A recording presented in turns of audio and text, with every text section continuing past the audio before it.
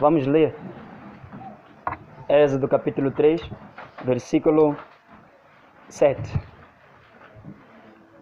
Então o Senhor disse: Tenho visto a opressão sobre o meu povo que está no Egito. Tenho ouvido o seu clamor por causa dos seus opressores. Conheço os sofrimentos. Eu desci para livrá-los dos egípcios e levá-los daquela terra para uma terra boa, espaçosa, uma terra que dá leite e mel. Lugar do cananeu, do Eteu, do Amoreu, do Perizeu, do Eveu e do Jebuseu. O clamor dos israelitas chegou a mim e também tenho visto a opressão. Tenho visto a opressão com que os egípcios os oprimem. Agora, portanto, vai. Eu te enviarei ao faraó para que tires do Egito o meu povo, os israelitas. Amém? Amém. Feche os seus olhos em nome do Senhor Jesus Cristo. Nos achegamos hoje a Ti, Criador, é que a presença do Senhor faça ressurgir no nosso meio o espírito dos antigos profetas, para que eles falem e para que eles manifestem-se entre nós. Para que eles sejam aqueles que ministrem diante desse povo, da nova geração, que tem nascido. Eu oro em nome do Pai, do Filho e do Espírito Santo, em nome do Senhor Jesus. Nós queremos dizer amém. Amém. Amém, meus irmãos? Amém. Eu quero hoje falar sobre a Caná dos sonhos com vocês. Aleluia, meus irmãos. Amém. A Caná dos sonhos. Hoje eu não vim partilhar convosco nenhuma doutrina. Certeza que não vim igualmente transmitir para vocês um ensinamento. Na verdade eu quero partilhar convosco um sonho. Não o meu sonho, mas o sonho bíblico, um sonho bíblico. Por isso que o tema é a Caná dos sonhos. Olhem para mim, meus irmãos. Quando nós pudéssemos olhar para o livro de Êxodo, capítulo 3, e pudéssemos perguntar: aonde que está o povo? Aquela descendência de Abraão, a qual Deus havia prometido a eles e os faria numerosos. E Deus, através da boca de próprio Abraão, Deus profetizou pela boca de Abraão que ele iria morrer, mas a descendência viveria 400 anos na terra do Egito. Deus profetizou pela boca de Abraão e Abraão falou essas palavras. Mas Abraão morreu, o filho dele morreu, o neto dele inclusive morreu, Jacó. Aonde está a descendência de Abraão agora? Ninguém lembra-se dessa profecia que Abraão deu, que Deus os levaria, os manteria 400 anos numa terra estranha e seriam escravos para poderem ser numerosos. Aonde que está o povo de Deus? E nós vamos perceber que o povo de Deus está no Egito. Está no Egito. O povo, a descendência de Abraão, se encontra agora no Egito. E é uma questão que é feita. Se nós pudéssemos olhar para o Egito nesses dias, o Egito vivia momentos de crescimento, um momento de grande desenvolvimento. Era a potência mundial na altura. Na vez que houve fome sobre a terra, Abraão saiu da sua terra e foi para o Egito e foi viver lá por causa da fome e alimentou-se. Na vez que o próprio neto de Abraão, Jacó, viveu muito de fome sobre a terra, Jacó e a sua família foi para o Egito e foram afugentar-se porque lá havia mantimento. Era a potência o Egito na altura. E se nós pudéssemos agora olhar para o Egito e perguntássemos, lá dentro do Egito está o povo de Deus, teríamos uma questão: acaso a descendência de Abraão é responsável pelo crescimento que está a haver lá no Egito? A resposta seria não, porque eles estavam lá como escravos, eles não estavam lá como pessoas colocadas como cabeça. Em outra instância, vocês não pensam, meus irmãos, que dentro do Egito Deus poderia perfeitamente tirar o trono, escute-me, Deus podia tirar o trono de Faraó e dar aos filhos de Israel? Seria a coisa mais óbvia. Na altura, o Egito era uma grande potência. Seria a coisa mais óbvia. Deus tirava o faraó, ele tinha poder de fazer aquilo. E colocava os filhos de Israel na terra do Egito para tomarem posse, serem reis. Eles tornarem-se lá, segundo a promessa, segundo a profecia, porque eles eram maiores, eram numerosos que os egípcios, diz a Bíblia. Mas há uma questão que é feita. Deus, quando entra no Egito, ele não entra lá querendo de alguma maneira tirar, ou seja, manter o povo lá dentro, e nem sequer Deus quer levar o trono de Faraó para dar os filhos de Israel. E a grande questão era, por que Deus não fez isso? Por que Deus não os fez crescer lá dentro? A verdade, meus irmãos, é que havia uma promessa. Deus havia prometido aos antepassados dos israelitas que depois que eles tornassem-se numerosos, eles teriam uma casa, eles teriam uma terra, a qual ele fez como promessa. Canaã, havia uma terra prometida. E a questão pela qual eles não podiam ficar lá é porque não era a terra Canaã, chamada Canaã. Não era a terra a qual Deus havia prometido. Havia, meus irmãos, uma grande promessa, uma grande profecia que havia sido feita, que Deus tornaria numerosa a descendência de um homem chamado Abraão. Ele lhes daria uma terra que emana leite e mel, como nós lemos há pouco tempo. Mas olha, meus amados irmãos, eles olhavam para Canaã como se fosse a promessa, um sonho. Era um sonho de Abraão ter a família dele, a descendência dele no mesmo espaço. Era um sonho partilhado por gerações, meus amados irmãos. A verdade é que Canaã era a terra mais cobiçada. Era a terra que, quando as crianças naqueles dias, os israelitas, eram perguntados sobre o que eles mais esperavam, o que eles mais aprendiam, eles aprendiam muito sobre a terra prometida, sobre Canaã. Era a terra em que tudo acontecia, tudo era possível.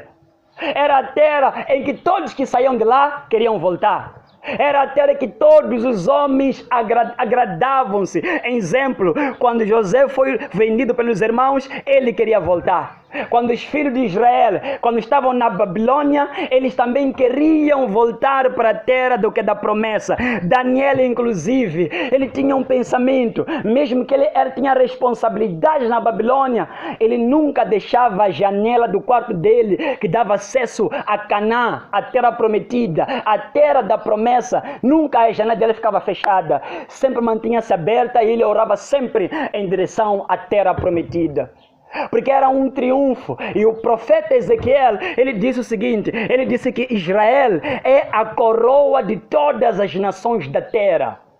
Israel é coroa, é glória. A terra prometida, Canaã, é a glória, é a emanação de toda a glória, aonde nós conseguimos encontrar palavras como quais, meus amados irmãos, em que dizia-se que emanava leite e mel. Na terra não existia terra como essa. Estou apenas a contextualizar, me acompanhe. Era uma terra admirável. Ninguém que não olhasse para a terra prometida e pudesse ficar fascinado. E Deus havia feito da terra prometida uma grande promessa para os filhos de Israel. E é uma coisa que me deixa muito, mas muito chocado. Mesmo que o povo crescesse nas terras estranhas, eles nunca tiravam um pensamento, nunca tiravam um desejo dos seus corações, voltar para a terra deles. Eles sempre quiseram voltar para Canaã. Era lá onde tudo acontecia. Todos que saíam queriam voltar. Eu, como salmista dizia, quando o Senhor trouxe de volta os cativos de Sião, nós ficamos como quem sonha.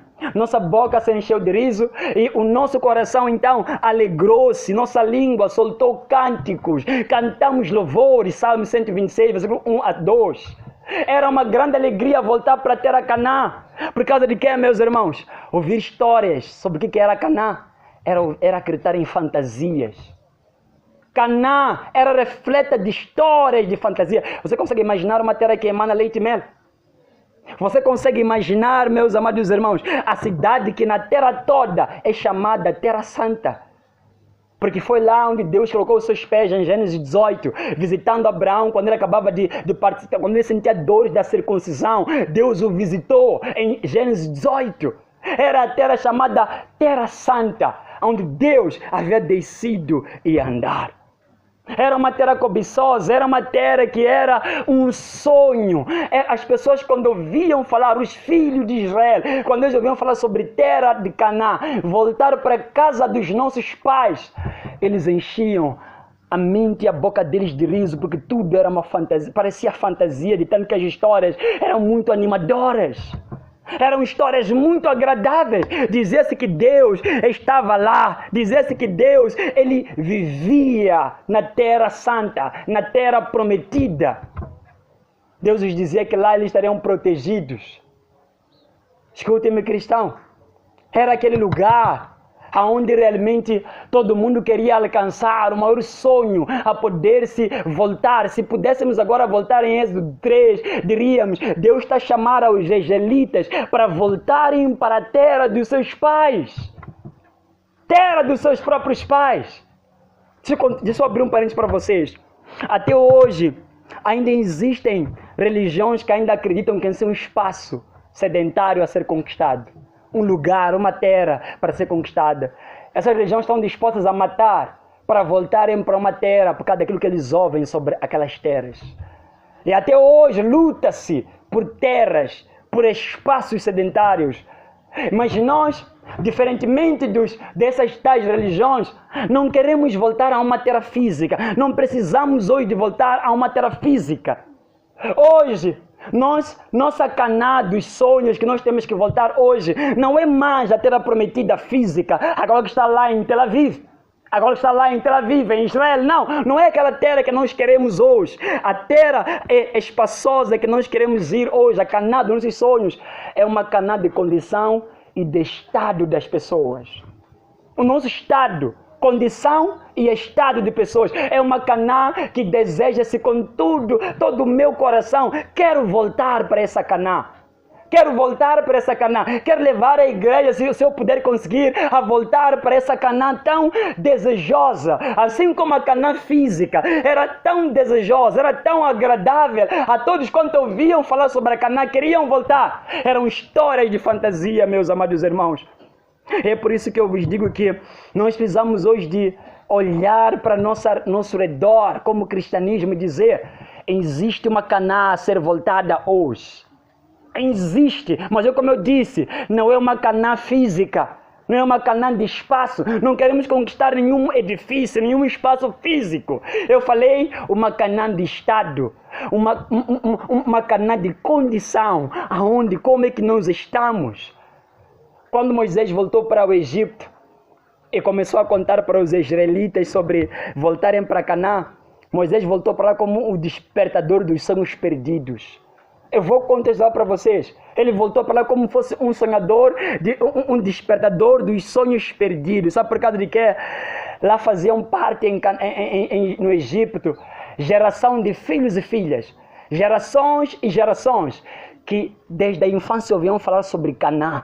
Ouviam sempre falar que nossos pais, eles têm uma casa e não é essa casa. E lá quando Moisés foi, depois de 430 anos, Moisés ia despertar sonhos que estavam mortos.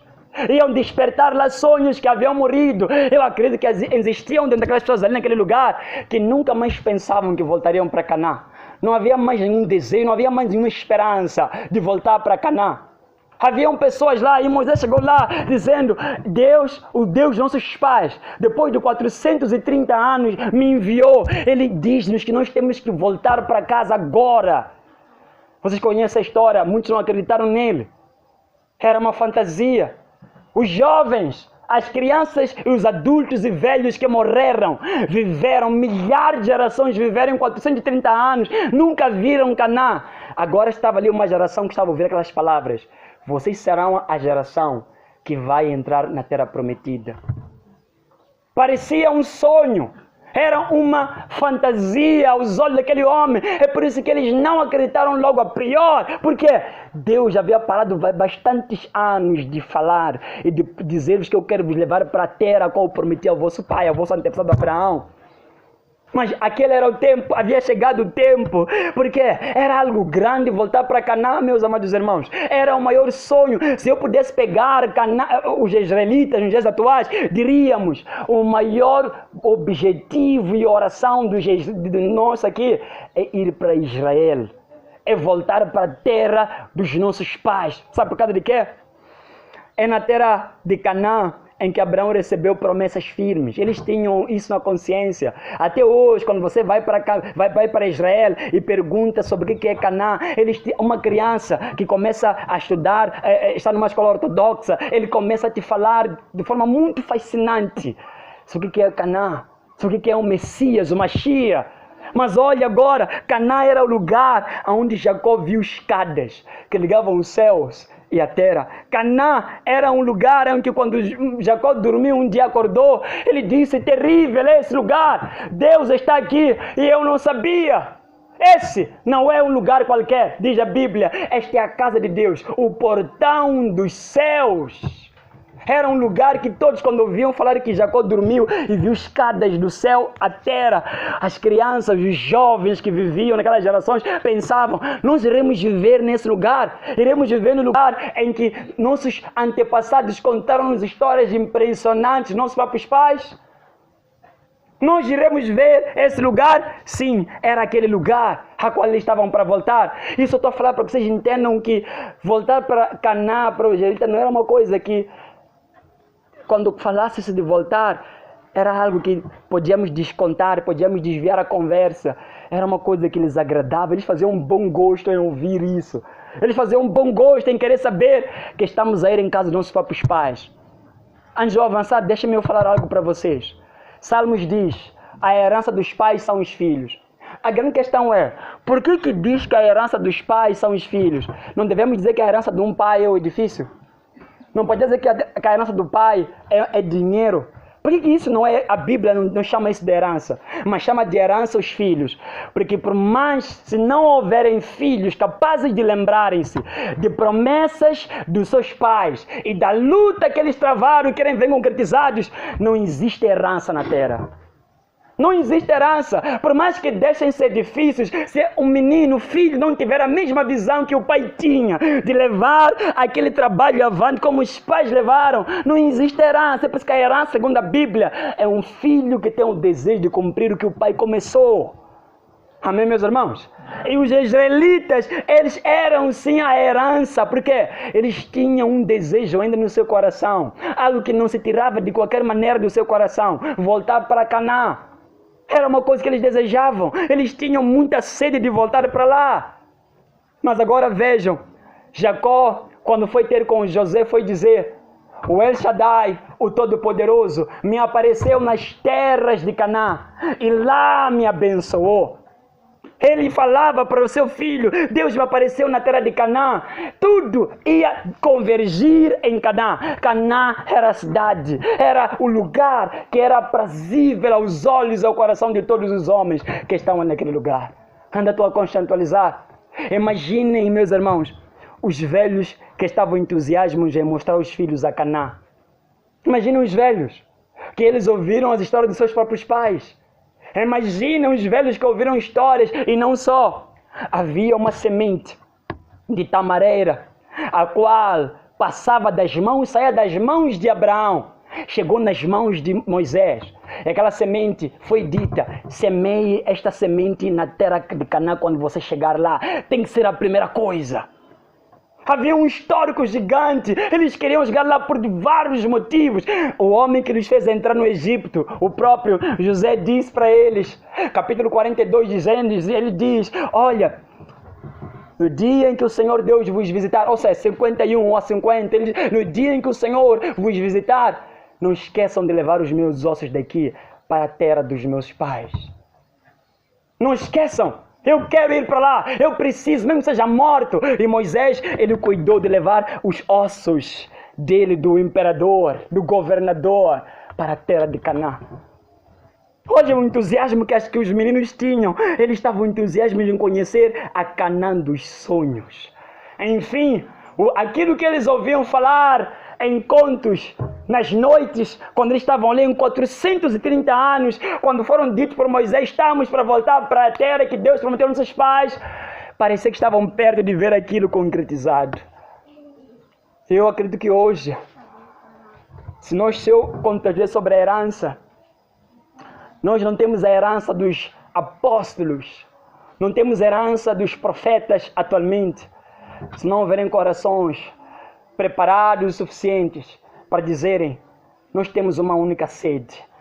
E pegam o último capítulo de cada livro dos profetas e dos apóstolos e veem a última escrita deles e dizem, é aqui onde eles terminaram, nós precisamos de continuar isso.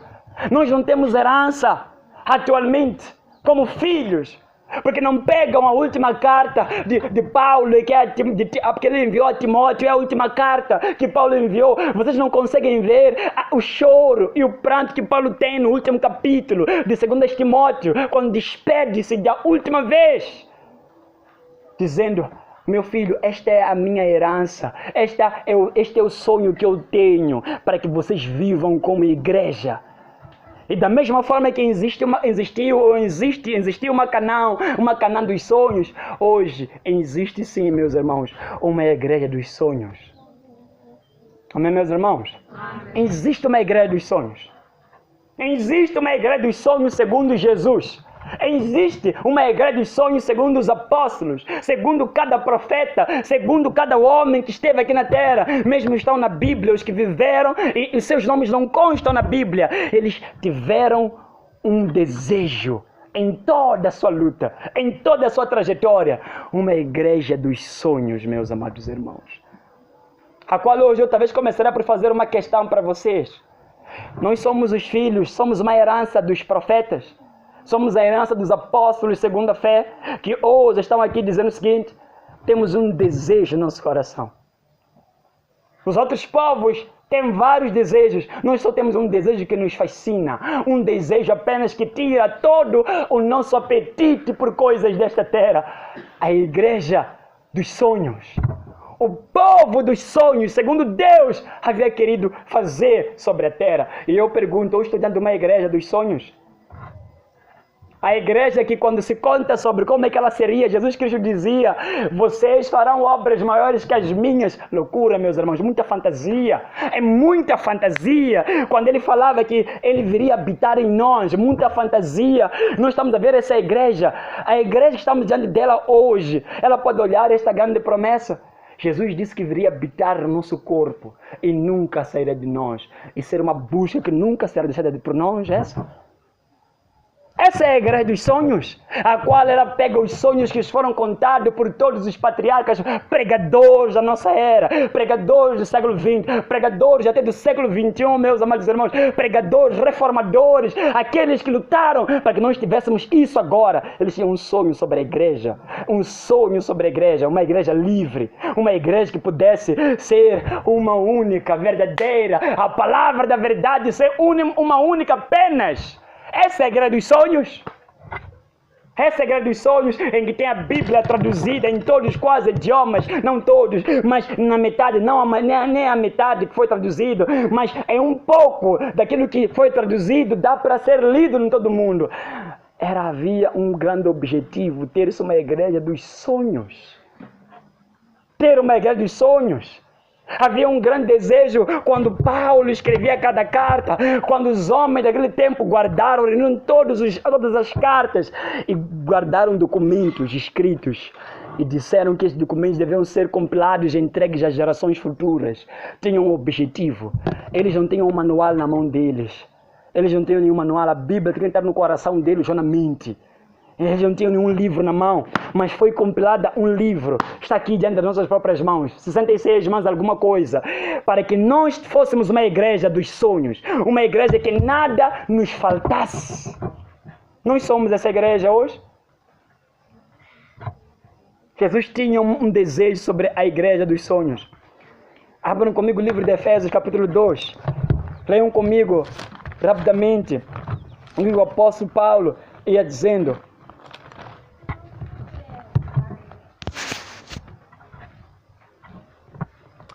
Se você não encontrou, marque e irá ler. Ou seja, Efésios capítulo 2, versículo 19, diz a Bíblia: assim, não sois mais estrangeiros, nem imigrantes. Pelo contrário, sois concidadão dos santos. Vocês são concidadão dos santos, membros da família de Deus, edificados sobre o fundamento dos apóstolos e dos profetas, sendo o próprio Cristo a pedra principal da esquina. Nele, todo edifício, bem edificado e ajustado, cresce para ser o templo santo no Senhor, na qual também vós, juntos, sois edificados para a morada de Deus no Espírito. Não é, meus irmãos? Qual é o sonho do apóstolo Paulo? João começou dizendo isso. Nós vos temos falado tudo que nós ouvimos e vimos, vos temos anunciado, para que vocês tenham comunhão conosco, assim como nós temos comunhão com Deus e com o seu Filho, Jesus Cristo. 1 João capítulo 1. João partilhava as mensagens para que eles tivessem a mesma comunhão. E Paulo está dizendo aqui agora que nós agora somos feitos concidadãos dos santos, irmãos dos santos, membros da família de Deus, edificados para sermos um templo de Deus, uma casa de Deus, edificados para sermos não mais estrangeiros, mas agora para nos tornarmos achegados a eles, nos tornarmos pessoas achegadas. Esse era o sonho do apóstolo Paulo, em que todos nós pudéssemos ser firmados sobre o fundamento dos apóstolos e dos profetas. O grande sonho. Mas eu preciso hoje vos fazer essa questão, meus amados irmãos. Em cada vez que eu for a parar, nós somos um edifício bem ajustado sobre o fundamento dos apóstolos e dos profetas. Nós realmente somos isso. Nós realmente ao menos desejamos ser membro dessa família. Nós ao menos desejamos sermos concidadãos dos santos. Possivelmente alguns não entendem isso. Eu ser irmão do apóstolo Paulo. Eu ser irmão do apóstolo João. Eu ser alguém que é familiar dos profetas, maiores e menores. Ele queria essa ligação. Paulo queria, como alguém que estava sendo conduzido sobre a igreja, ele queria com que a igreja também fosse única. Uma igreja dos sonhos. Não é a igreja a qual nós dizemos o seguinte: foi o que nós conseguimos mostrar para Deus.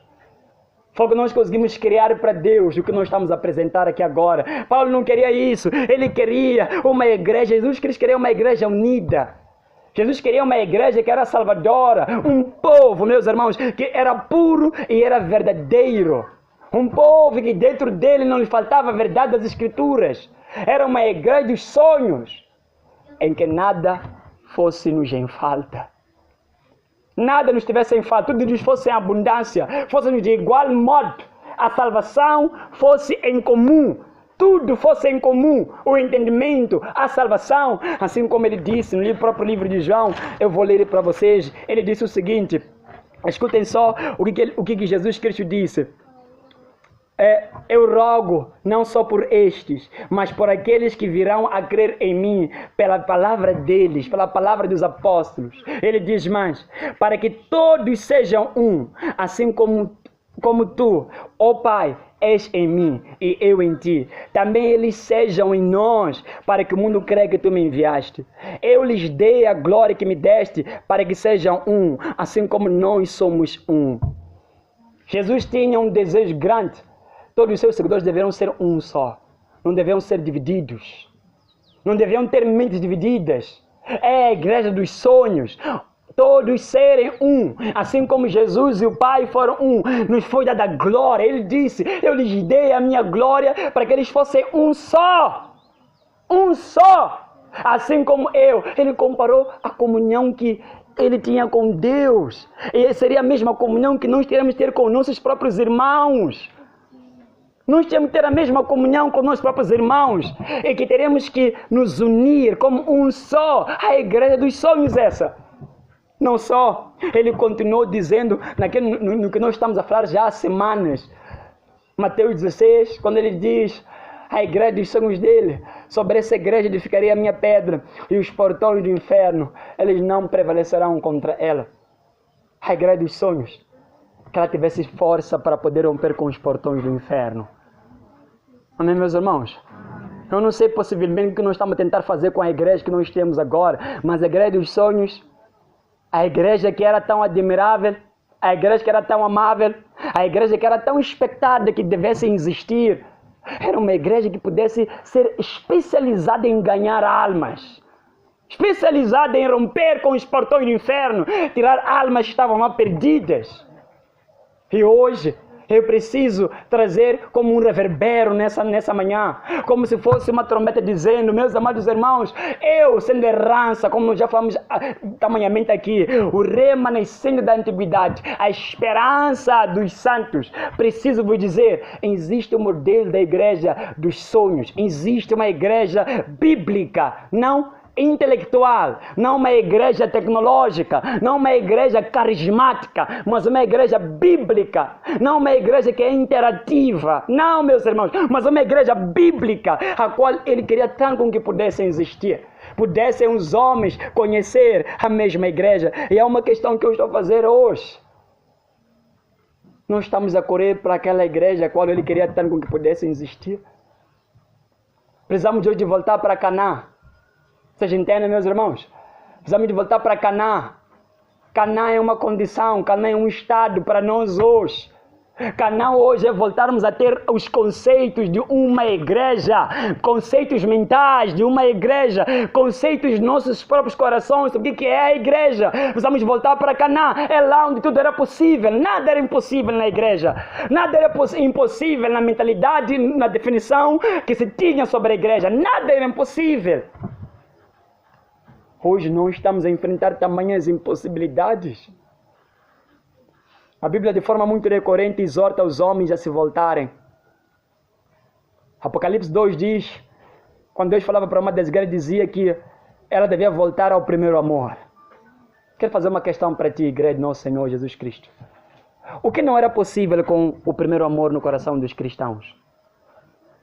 O que não era possível ser feito pelos cristãos quando tinham o primeiro amor ainda? Hoje nós temos o primeiro amor. O que era impossível? O que não era feito pela igreja, pelos cristãos, quando eles tinham zelo pela casa de Deus? Zelo pelas escrituras sagradas. O que não era feito? O que não era feito pelos cristãos que tenham fé? Irmãos, eu não estou falando apenas do deixa andar, do andar, porque apenas vamos ver o que vai acontecer lá à frente. Daqueles que vivem pela fé. O que não era feito? O que não era possível pelos cristãos que tinham a fé, que tinham o primeiro amor nos seus corações? Nada era impossível. Mas hoje eu preciso vos dizer, meus amados irmãos, esses jovens, eu possivelmente posso estar talvez a dizer o seguinte, alguns podem estar a dizer para mim: olha, com a nossa geração, nós os mais velhos, já nos perdeste. Mas eu espero com que essas crianças que estão a me ouvir hoje, ouçam que sempre existiu o seu pastor, que sou eu, que sempre falou que a igreja tinha uma identidade diferente daquela que tem hoje. E se porventura existisse no meio delas, que não importando quanto tempo pudesse passar, lembrassem e perguntassem: Ana, que tipo de igreja é essa que ele está a falar, que ele sempre falava na Bíblia, e pudessem voltar às escrituras, abrirem a Bíblia, se voltarem nas escrituras que eu já citei várias vezes aqui, lerem-lhes, é isso que Deus queria, é isso que ele sempre falava, eles buscarem aquilo concretizar-se. A igreja dos sonhos é esta. É esta a igreja dos sonhos, movida pelos seus próprios desejos. A igreja dos sonhos de Jesus, a igreja dos sonhos do próprio Senhor Jeová, qual é? Com que os homens juntassem esse lugar a procura apenas de pão e de comida. Essa é a igreja dos sonhos. Essa é a igreja dos sonhos, a qual nós temos pessoas vindo até nós e não tem sequer nenhum apego a nada que seja espiritual. Não, meus irmãos, essa não é a igreja dos sonhos. A igreja dos sonhos é que viria um tempo em que todos teriam o mesmo coração, a mesma mentalidade e o mesmo espírito. Eles não divergiriam, não havia de haver divergências no meio daquela igreja, porque todos seriam teriam o mesmo coração, teriam o mesmo espírito. Estou buscando a Canaã dos sonhos. Amém, meus irmãos? Eu preciso correr. Existem dificuldades. A Bíblia diz no livro de Êxodo, você ler isso em casa, no capítulo 5. A Bíblia diz que quando Moisés, escutem-me só no que eu vou ler para vocês. Êxodo. Diz a Bíblia. quando naquele mesmo dia o faraó deu ordem aos feitores do povo e aos seus oficiais, dizendo: não dê palha ao povo para fazer tijolos como antes, que eles mesmos vão e recolham palha para si, mas exigis a mesma cota de tijolos que faziam antes, mas não menos. Eles estão ociosos e por isso clamam: vamos oferecer sacrifícios ao nosso Deus. Tornai pesado o serviço desses homens, para que se ocupem nela e não deem ouvidos a palavras mentirosas. Eu preciso vos falar sobre isso, sobre a tática que o faraó usou para impedir com que o sonho fosse uma realidade. Moisés, hoje eu estou aqui talvez despertando no coração de alguns que, graças a Deus, no seu passado, eu já ouvi pessoas dentro dessa igreja, já me disseram isso, no seu passado já foram tão desejosos de Deus e pensavam e criam em Deus, é um Deus que traria dias passados, momentos de dias passados nos dias presentes. E alguns já vieram me dizer, eu carregava isso dentro do meu coração, mas com o andar do tempo eu fui perdendo a fé. Eu já não mais tenho, eu já não mais consigo olhar e crer que aqueles dias podem voltar nos meus dias. Estou aqui como Moisés, como é um despertador dos sonhos. É tempo de voltarmos para Canaã, para muitos é a fantasia. Estamos prestes a voltar para Canaã, que para muitos é a fantasia. São palavras muito, mas muito, vamos dizer, românticas, ou palavras muito superficiais para serem verdade. Sermos um só sem discutirmos, não é verdade?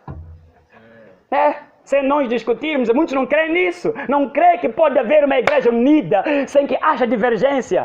Estou falando agora com aqueles que têm os sonhos que ouviram, talvez na igreja que eles já frequentaram, já leram isso em algum lugar. Preciso vos dizer, se pudéssemos agora ouvir uma palavra, seria a Canaã dos sonhos, meus irmãos. Tem chegado o tempo que nós temos que voltar para a Canaã dos sonhos. Tem chegado o tempo em que temos que voltar para Canaã dos sonhos. Mas olha o que o faraó está a fazer. Ocupem esses homens com trabalho pesado, para que eles ocupem-se com trabalho e não deem ouvidos a palavras mentirosas.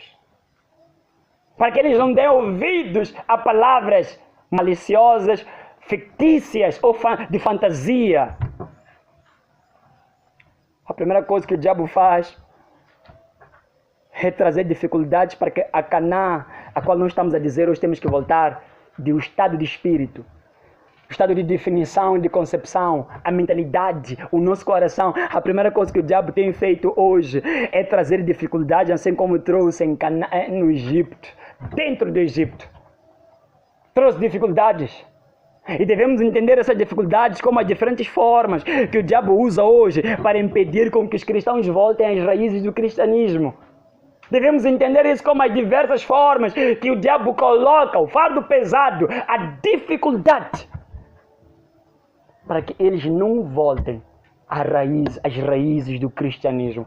Achem que tudo vai cair, tudo não será em vão, toda luta. Mas meus irmãos, escute-me, essa igreja eu posso vos afirmar que foi construída. Posso até afirmar que por mim e pelos companheiros que são amáveis desta igreja, que não só com corpo, mas com espírito, eu digo uma coisa, não foi erguida possivelmente acreditando em dias bons, ou acreditando talvez possivelmente que tudo nos irá bem. A Canaã dos nossos sonhos está em algum lugar da nossa caminhada. Está em algum lugar. E muitas das pessoas, conforme eu já comecei a falar de anos atrás, que não farão parte dessa Canaã, não farão parte dessa Canaã.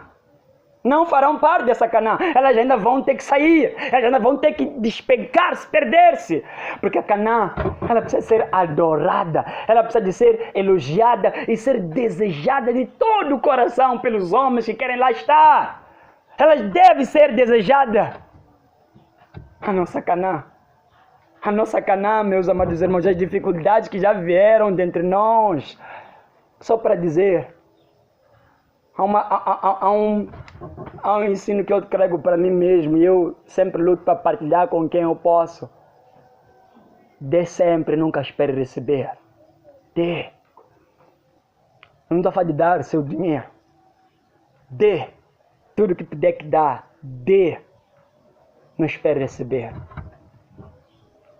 Que algum tempo, alguns poderão fazer aquela questão, mas você está dando. Mas parece que não está a ter nenhum retorno. Está dando, está fazendo, está se esforçando à toa. Ninguém está a tentar para todo o teu sacrifício. Uma vez eu ouvi alguém que já não pertence à igreja, que até chegou a falar para mim isso na cara. Alguns estão ali na tua igreja, falam mal de si. A pessoa estava numa reunião também, que a pessoa que estava falando que está dentro da igreja, estava também lá. Alguns estão lá que você confia, possivelmente ainda te apunhalam pelas costas. A pessoa queria uma resposta minha, não dei nenhuma resposta. Eu só disse que aqui nessa igreja todos sairão, que não são daqui. Todos vão sair. Lute, pegue, cadeira, faça o quê? Você vai ter que sair.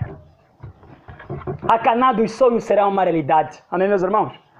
Será uma realidade. Esses homens, pedra de tropeço, que estão a vir na frente, meus irmãos, eles vão sair. Eles vão sair. A Canaã não tem nada a ver com o egoísmo desse homem. Como eu disse, é bíblico. Não é um sonho meu. É um sonho bíblico. É o sonho da Bíblia. Preciso contestar para vocês. As dificuldades que Israel encontrou para voltar na Canaã era para eles não estarem lá. Era para que eles não voltassem. As concepções do cristianismo. Oh, glória a Deus por isso, meus irmãos. Amém? Glória a Deus por isso.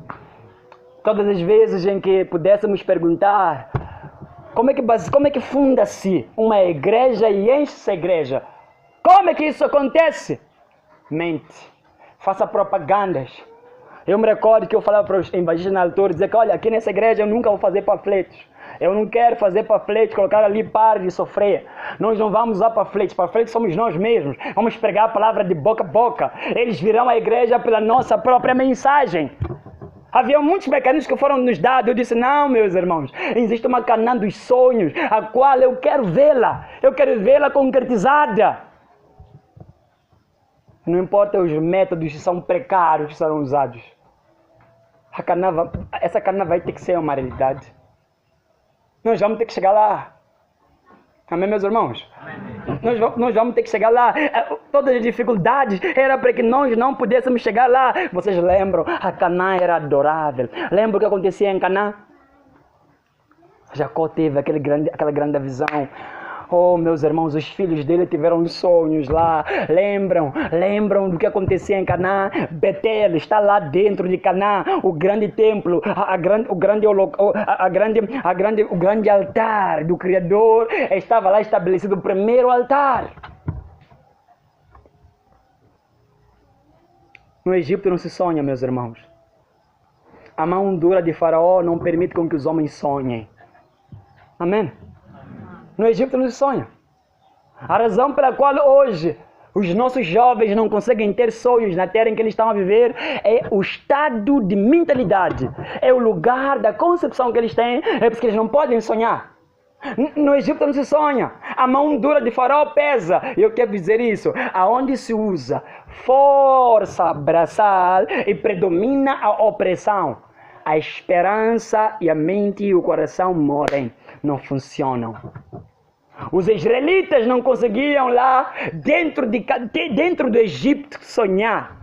A mão dura de Faraó não os permitia. Não os permitia eles terem seus sonhos. Porque a mão dura do Senhor, a mão dura do Faraó pesava lá. Como a Bíblia diz, Moisés, quando anunciou exatamente ao povo de Israel o que o Senhor disse, eles não ouviram a Israel por causa do desespero da alma e da crueldade da escravidão que eram submetidos. Vocês entendem essa parte? Eles não conseguiam ouvir porque a alma estava pesada. Os problemas que viviam naqueles dias colocavam a alma desesperosa, que não conseguiam ouvir palavras. Igual alguns estão aqui nesse lugar, não podem me ouvir. Eles não conseguem dar ouvido, o coração está pesado. A alma se encontra desesperada porque há uma crueldade a qual estão a viver agora no Egito.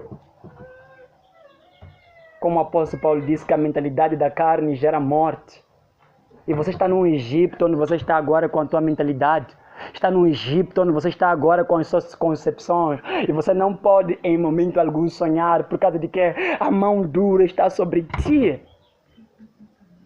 Uma mão dura está sobre si, meus amados irmãos. Sendo que nós temos pela frente uma Canaã a ser vivida, uma igreja dos sonhos. Eu não sei vocês, mas eu preciso dizer-vos que eu desejo ter um dia uma igreja em que a Bíblia diz que nada lhes faltava. Eu cobiço ter esse dia em que os jovens começam a ver a concretização de Joel cumprir sobre a vida deles. Eles comecem a ter visões. As crianças, os meninos, as meninas começarem a profetizar. Esses idosos. Esta é a Canaã dos sonhos, em que todos nós estaremos inseridos naquele grande corpo edificado pelo nosso Senhor Jesus Cristo. Eu sei que posso estar talvez a encher vossos ouvidos hoje com sonhos. Mas a Bíblia diz sonhadores. A Bíblia está cheia de homens que sonham. Graças a Deus que eu sonho sobre profecias. Não sonho sobre meu espaço oco na mente. É o desejo de chegar. Quem está nos a resistir para que não voltemos à nossa Canaã? Quem está nos a resistir? Vocês acham que nós somos a igreja segundo Jesus Cristo? Esta é aquela que nós realmente queríamos, que Ele queria. Igreja do Senhor Jesus. Dirijo até essa orientação, levando em consideração que as profecias anunciaram o teu respeito. Com base nelas, luta o bom combate. Repito, Igreja do Senhor Jesus, eu dirijo esta orientação a ti hoje, levando em consideração que as profecias anunciaram sobre ti, Igreja, povo de Deus. Com base nelas, luta o bom combate. Abra o livro de 1 Pedro, eu quero terminar.